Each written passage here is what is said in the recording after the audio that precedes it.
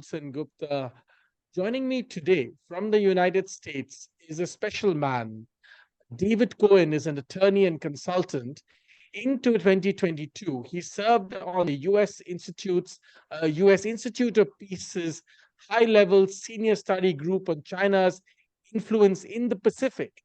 David came to prominence having served in several capacities in the administration of President George W. Bush, including as U.S. Representative to the Pacific Community, Deputy Assistant Secretary of the Interior for Insular Affairs, member of the President's Advisory Commission on Americans and Pacific Islanders, special representative of the President in discussions with the Commonwealth of the Northern Mariana Islands, and head of the US delegation to the funeral of the head of state of Samoa. He's an influential voice in American foreign policy, talking about American foreign policy and its engagement with the world. I invited David to talk to me because he has a real perspective. Not only does he understand American foreign policy, he's, of course, also an American Jew. And he has a perspective on how the attacks that Hamas has just conducted on Israel changes the dynamics, not only the dynamics of Israel in the Middle East, but also the dynamics between Israel and America, and between America and countries in the Middle East, especially countries like Iran and Qatar. Thanks, David Cohen, for joining me. Thank you, Hindol. It's a pleasure to be with you. David, I want to begin by asking you, tell us, in your opinion, this seems to be one of those moments where we will look back and say, this changed everything. Already people are calling this, these Hamas attacks on Israel, where 600 Israelis have died now, as Israel's 9/11. Tell us what, from an American vantage point, from an American foreign policy vantage point, with one of its closest allies, Israel, what changes because of this? Well, a lot changes, and if I can quickly touch on your reference to 9/11, as a percentage of the population, if you're talking about 600 Israelis having died, and I'm actually sorry to hear that. I mean, I'm several hours behind you, so I'm catching up to the news. So that casualty figure is higher than the one that was spoken before I went to sleep. That would be, I think, doing quick math in my head, over 4 times the impact of 9/11 as a percentage of the population. You figure Israel's population of just over 9 million or so, and the United States' population of 331 million, give or take. And we lost roughly 3,000 people on 9/11. So I think percentage-wise, this is probably well over 4 times that percentage. So it's quite a tragedy. And also in terms of everything changing, of course, here in the United States and really throughout the world, after 9/11, prior to 9/11, we had a false sense of security that something like that couldn't happen. Of course, we knew we were vulnerable to terrorist attacks, but we didn't have the imagination that the terrorists had, exactly how they might attack us like that. And we discovered a lot of vulnerabilities, and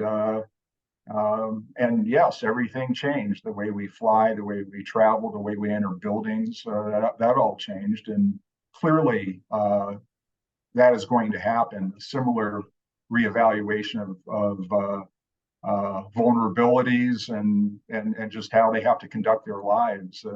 That's going to occur in Israel. You asked about the U.S. policy perspective, and the current administration. I don't want to make this partisan or political in any way, but the current administration in the United States has come under fire for example, unfreezing over $6 billion in Iranian assets, and trying to claim that none of that money could be used to support terrorism of the type we've just witnessed.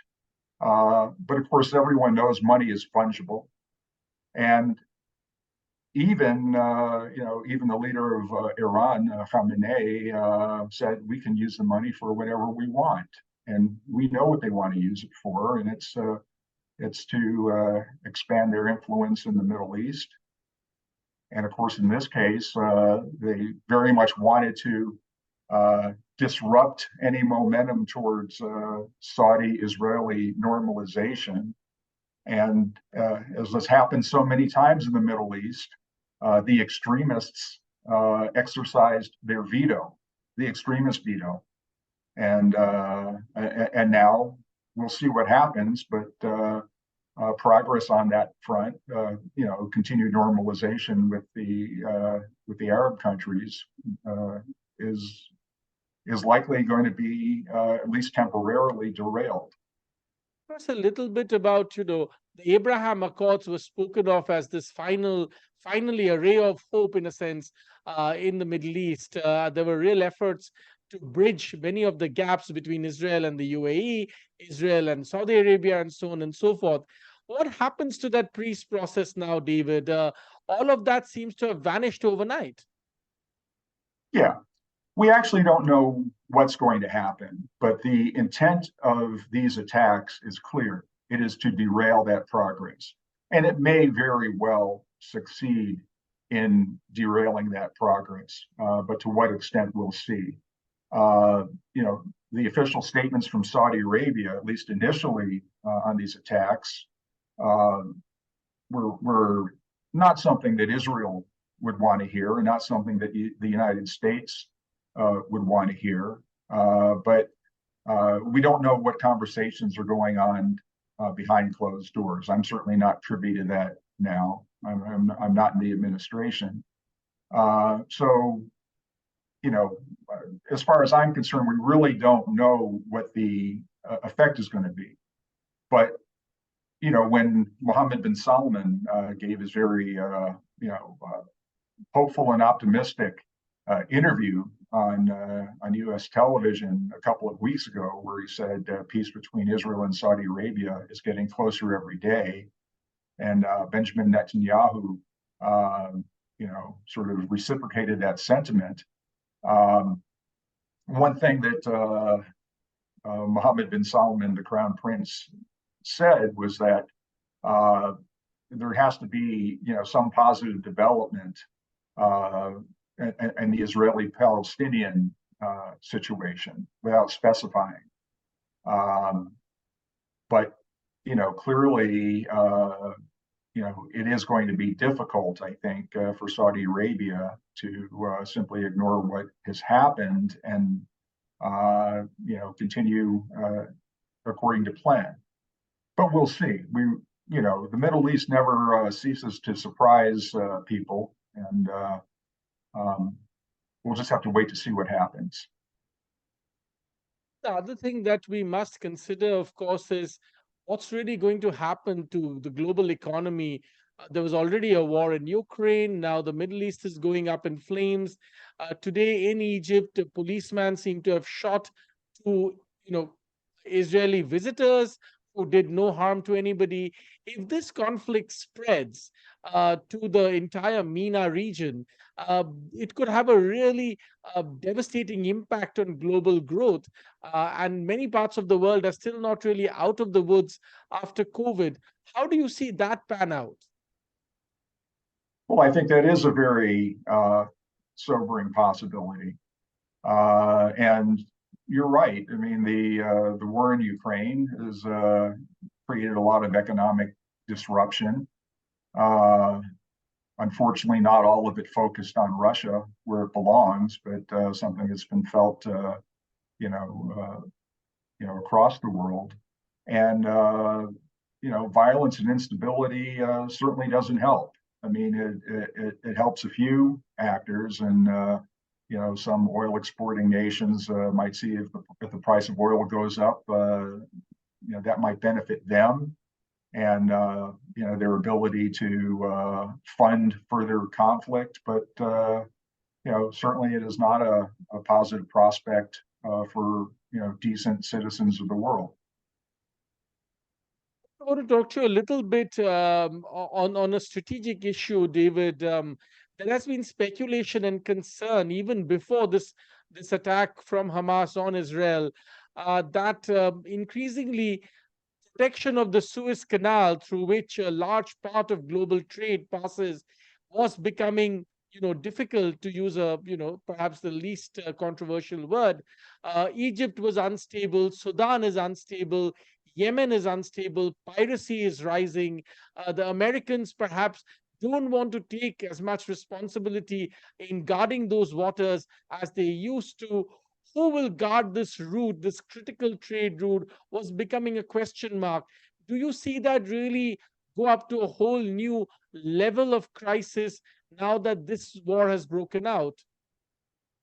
Yeah, potentially. I mean, as an American, I may be biased, but I don't really trust uh, any of the other major powers in the world to provide the type of security for international trade and freedom of navigation that the U.S. has long been instrumental in providing. Um, I don't believe in American supremacy or anything of that. I do believe in American exceptionalism. I think the United States is obviously not a perfect country. No country is, but of all the countries that have the power to exercise influence in the world, uh, you know, I know some people may vehemently disagree with this, but of all the countries that have the power to exercise such influence, the United States is by far the most decent and by far the most likely to uphold principles that are based on fairness rather than simply on power. Of course, the United States all acts in its own interests and asserts power in its own interest, but to a lesser degree than certain other world powers do. The next question, therefore, is that if all of this becomes even more unstable than it is at the moment, what would be the impact, David, on US foreign policy with the Middle East overall, with Israel, of course, in particular? Will these two countries become even closer than ever before? Is that really possible? They're already quite close. What would be the US's policy change after this, after these attacks, say, on Iran? What about its policies towards Qatar? How do you see all of this change? That's a good question, and the answer is unclear because things are complicated in the United States. Uh, as you may have heard, we have a presidential election that's underway. Of course, it'll ultimately happen in November of next year. But we're already well into debate season on the Republican side, and people are already speculating that you know the nominees are pretty much a sure thing. I don't believe that anything is a sure thing, but I'm saying that there's a lot of talk about that. Um, but even though the Biden administration has expressed its support for Israel and has said all of the right things, uh, actually, there's an exception to that. There was an office in the State Department that issued a statement basically saying that Israel should not retaliate, but that was quickly scrubbed off of social media. Um, but by and large, the Biden administration has said the right things. But the question is whether they were going to have the will to follow through in a way that will actually deter the extremists. We've already talked about the $6 billion that Iran it now has to destabilize the region or do whatever it wants with. I mean, that's part of perhaps 40 billion or so that Iran has gained by easing of sanctions by the U.S., failure to enforce sanctions by the U.S. And these changes around the margins, I think, can have a big impact on whether the United States will have credibility in trying to enforce, put a check on extremists. One thing that Israelis are very concerned about is how much of a window the United States is going to give Israel to, try to degrade Hamas's capability. Typically, there are rocket attacks or what have you from Gaza, and then Israel has to respond. And then, of course, the usual propaganda, starts churning in the ecosystem about, well, Israel is killing children. Of course, Hamas is trying to drive up casualty figures with children. They use civilians as human shields, and that is a war crime. Of course, people don't focus on that. So, but usually, sort of the chatter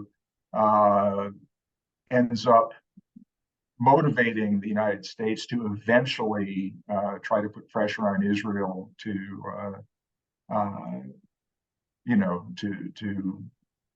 stop. And so we'll see at what point that happens here. But the presidential dynamics can play into it. I mean, to the extent that support for Israel is popular in the United States, and of course that's a complicated question too, because I think a lot of the propaganda against Israel has made inroads into the American political psyche, and that's a shame. Maybe we can talk about some of that today, but still, I think when people see these images, they're inclined to support Israel, and that plays into the presidential election dynamic, and of course the parties vie for each other to stake out positions that they think are going to be popular. So we'll see. It's going to be complicated. If a Republican government comes to power next year, how will this change according to you? I think a Republican government, and again, I don't want to be partisan or political, but just as objectively as I can, I think a Republican government is going to be more unapologetically supportive of Israel than a second Biden term or any other Democrat. There's strong support for Israel in the Democratic Party, but there's also sort of a left-wing fringe. Both parties have their fringes, but the Democratic Party's left-wing fringe is anti-Israel. It sort of is closer to, like the global Marxist, affinity or really antagonism to Israel, and so that's a pressure on the Democratic side that doesn't exist to the same extent on the Republican side. Of course, on the Republican side, both, just to get into the anti-Semitism issue a little bit, if I may, we like to, we refer to what we call the horseshoe theory, where it says, the extremists on the right and the left are actually pretty close together. The shape of the horseshoe. There are a lot of anti-Semites on the right, and there are a lot of anti-Semites on the left, and this often translates into antipathy towards Israel. Um, and but I think the center of gravity in the Republican side, would enable much more unabashed, unapologetic support for Israel on the Republican side. Brings me to my last question, David. You mentioned growing in some parts of the Democratic Party, growing feelings of growing anti-Israel feelings, and of course the wider problem of anti-Semitism. Now, anti-Semitism is in fact growing in the West in recent years, not just in the US but also in Europe, also in the UK, and we have seen some demonstrations of that today. Scarily, in Canada, we saw marches with cars flying, the Hamas flag, and so on and so forth. Um, Tell us a little bit about, and some of this seems to be, in a sense, flagged also, or spurned on also by quote unquote woke ideology. How do you see that? I think that's a problem.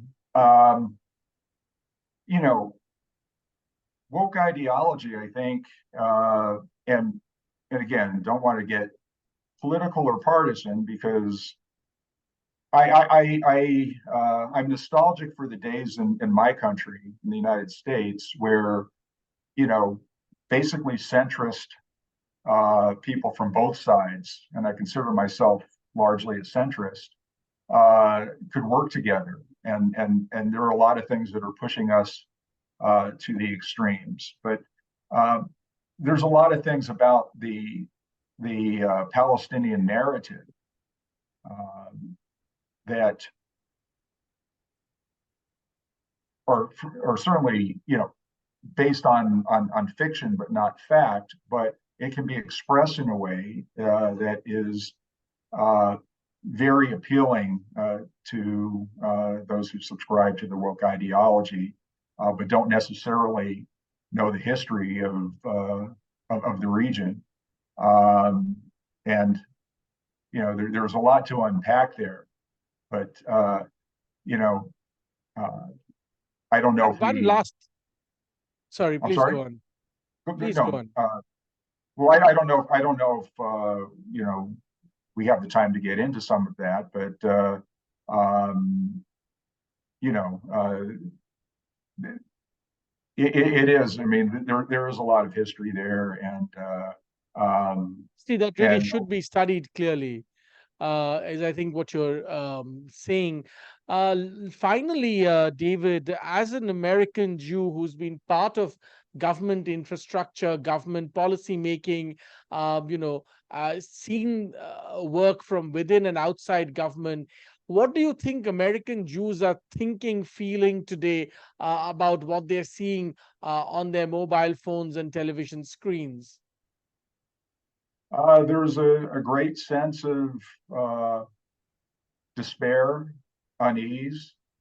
It's balanced off by some hope because I think, at least initially, we seem to be getting sympathy or empathy from a broader range of society than we typically have.